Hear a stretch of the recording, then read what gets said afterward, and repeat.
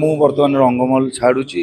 ମୁଁ 4 ମାସ ପରେ ବି ମୁଁ କହିଦେଇଥିଲି କିଛିଟା ମୋର କାମ ଅଛି, ସେ କାମ ଗୁରା ସମ୍ପୂର୍ଣ୍ଣ କରିବା ପରେ, କାରଣ ଏଇ ବର୍ଷ ଯେଉଁ ରଙ୍ଗମହଲରେ ଏଣ୍ଟ୍ରି କରିଥିଲି ସଡନ୍ ଏଣ୍ଟ୍ରି କରିଯାଇଥିଲି, ଯାହାଫଳରେ କି ମୋର କିଛିଟା କାମ ପେଣ୍ଡିଂ ହେଇକି ରହିଯାଇଛି। ପ୍ରଥମ ବ୍ୟକ୍ତି ସିଏ କି ସେ କହିଥିଲେ ରଙ୍ଗମହଲ ଛାଡ଼ିଲା ମାନେ ମୋତେ ତୁ ଜଣେଇବୁ।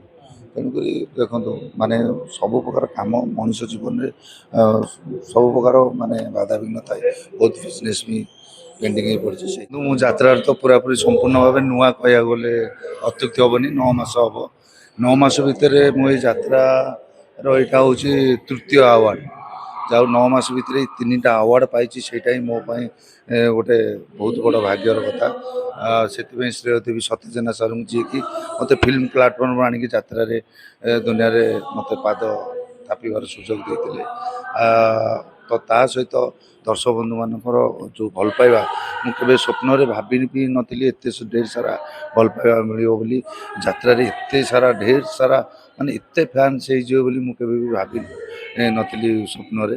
ଯାଉ ଅତି କମ୍ ଦିନ ଭିତରେ ମୁଁ ପୁରାପୁରି ସତ ଚେଷ୍ଟା କରିଛି ଦର୍ଶକ ବନ୍ଧୁମାନଙ୍କୁ ଜୀବନ୍ତ ଅଭିନୟ କରିକି ଏଣ୍ଟରଟେନମେଣ୍ଟ କରିବା ପାଇଁ।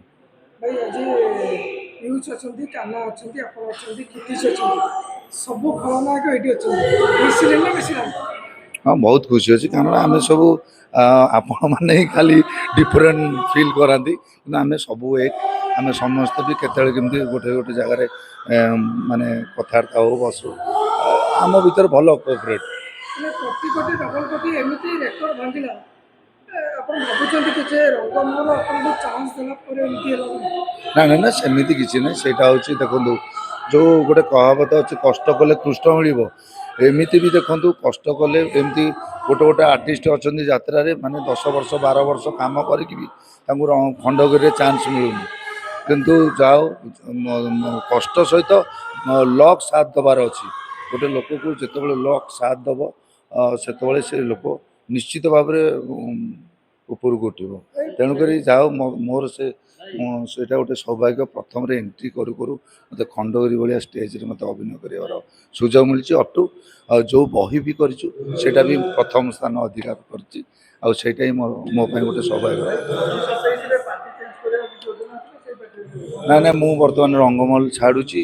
ମୁଁ 4 ମାସ ପରେ ବି ମୁଁ କହିଦେଇଥିଲି କିଛିଟା ମୋର କାମ ଅଛି, ସେ କାମ ଗୁରା ସମ୍ପୂର୍ଣ୍ଣ କରିବା ପରେ, କାରଣ ଏଇ ବର୍ଷ ଯେଉଁ ରଙ୍ଗମହଲରେ ଏଣ୍ଟ୍ରି କରିଥିଲି ସଡନ୍ ଏଣ୍ଟ୍ରି କରିଯାଇଥିଲି, ଯାହାଫଳରେ କି ମୋର କିଛିଟା କାମ ପେଣ୍ଡିଂ ହେଇକି ରହିଯାଇଛି। ଏଇ ବର୍ଷ ସବୁ ମୁଁ କ୍ଲିଅର କଲା ପରେ ତାପରେ ଦେଖିବା କ'ଣ କରିବା। ସେଇଟା ଭାଗ୍ୟର ବିଡ଼ମ୍ବନା। ମାନେ ଗୋଟେ ଫିଲ୍ମ ବି ଆମର ସଲାମ ଭୁବନେଶ୍ୱର ପାର୍ଟ 2 ସେଇଟା ବି କରିବାର ଅଛି, ଅଧା ଅଧିକ ଏବେ ଏଡିଟିଂ ଚାଲିଛି। ତ୍ରୁଟି ଆଉ କ'ଣ, ମାନେ ଆପଣମାନେ ତ ଦେଖୁଛନ୍ତି ଆମ ଅଭିନୟ ଦ୍ୱାରା ମାନେ ଲୋକମାନେ ବି ଖୁସି ଅଛନ୍ତି। ଆମର ବି ବହି ବି ନମ୍ବର 1 ହେଇକି ଅଛି। ମାନେ ତ୍ରୁଟି ସେମିତି କିଛି ନାହିଁ। ହଁ, 4-5ଟା ପାର୍ଟିରୁ ଅଫର୍ ଆସିଥିଲା, ଯେଉଁଟାକି ମୁଁ ବି ସମୟ ଦେଇପାରିବିନି, ମନା କରିଥିଲି। 3ଟା ବହିକି ସମୟ ଦେଲା ବେଳକୁ ମୋର ବି ଯେଉଁ ବିଜନେସ୍ ବି ଅଛି ସେଇଟା ବି ମୁଁ ଆଉ ମାନେ ଦେଖିପାରିବିନି। ତେଣୁକରି କିଛିଟା ପ୍ରୋବ୍ଲେମ୍ ସକାଶେ ନାଇଁ, ସିଏ ବି କହିଥିଲେ, ଆଗରୁ କହିଥିଲେ। ସେ ପ୍ରଥମ ବ୍ୟକ୍ତି ସିଏ କି ସେ କହିଥିଲେ ରଙ୍ଗମହଲ ଛାଡ଼ିଲା ମାନେ ମୋତେ ତୁ ଜଣେଇବୁ। ତେଣୁକରି ଦେଖନ୍ତୁ, ମାନେ ସବୁ ପ୍ରକାର କାମ ମଣିଷ ଜୀବନରେ ସବୁ ପ୍ରକାର ମାନେ ବାଧାବିଘ୍ନ ଥାଏ, ବହୁତ ବିଜନେସ୍ ବି ପେଣ୍ଡିଂ ହେଇ ପଡ଼ିଛି। ସେଇଥିପାଇଁ କ'ଣ କରିବା, ମାନେ କିଛିଟା ପାଇବାକୁ ଗଲେ କିଛିଟା ହରାଇବାକୁ ପଡ଼ିବ। ତେଣୁକରିକି 100% ମୁଁ ଲୋକମାନଙ୍କର ଯେଉଁ ଭଲ ପାଇବା ପାଇଛି କେବେ ବି ଭୁଲିନି କି ଭୁଲି ପାରିବିନି। 100% ମୁଁ ଏଣ୍ଟ୍ରି କରିବି, ଆଉ ଜୀବନ୍ତ ଅଭିନୟ କରିବା। ଆଉ ମାନେ ଅଧିକାରୁ ଅଧିକା ମୁଁ କେମିତି ହଁ, ନୂଆ ଉପରେ 100% ଆପଣମାନଙ୍କ ଜରିଆରେ ଲୋକମାନେ ଦେଖିବାକୁ ପାଇବେ। ଜୟ